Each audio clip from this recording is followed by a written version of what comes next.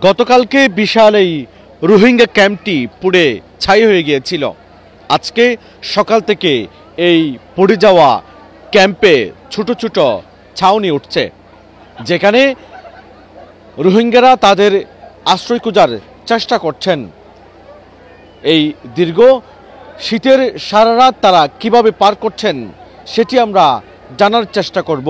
বেশি কষ্ট ভাই, সম্বল নোয়াশির হন নোয়াশির ফাড়ে নোয়াশির পঞ্চায়েত রাখবে বই থেকে পঞ্চায়েত ব্যক্তি না তোমার তারা করলে আর বই থেকে জানান না যে এক ঘরের থেকে ফাড়ি আনিলাম বেশি আর ইমান নেতিলা সানি নদী গো বালু চাই না হজরের আজাম দিয়ে গো সম্বল আছে লিবা বিচাই আর নামাজ খান বুঝছি।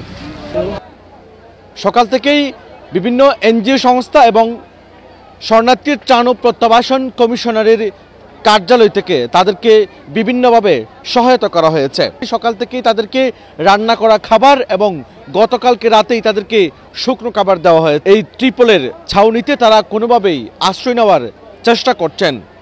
একটু জানার চেষ্টা করব, কথা বলবো তারা ঠিক এই মুহূর্তে কি অবস্থায় আছে।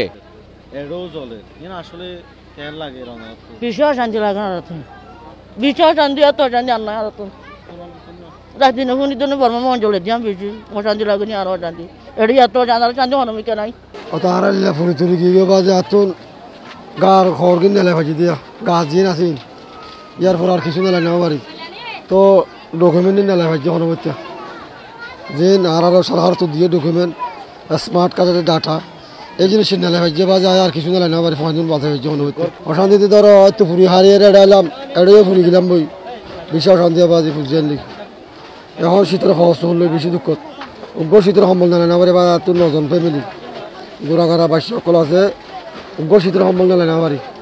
আমরা কথা বলছিলাম রোহিঙ্গাদের সাথে, তারা বলছেন রাতে কোনোভাবেই রাতটা তারা পার করেছেন। শরণার্থী ত্রাণ ও প্রত্যাবাসন কমিশনারের কার্যালয় সূত্রে আমরা জানতে পেরেছি তাদেরকে বিশেষভাবে সহায়তা করার জন্য গতকালকে জরুরি বৈঠক ডাকা হয়েছিল।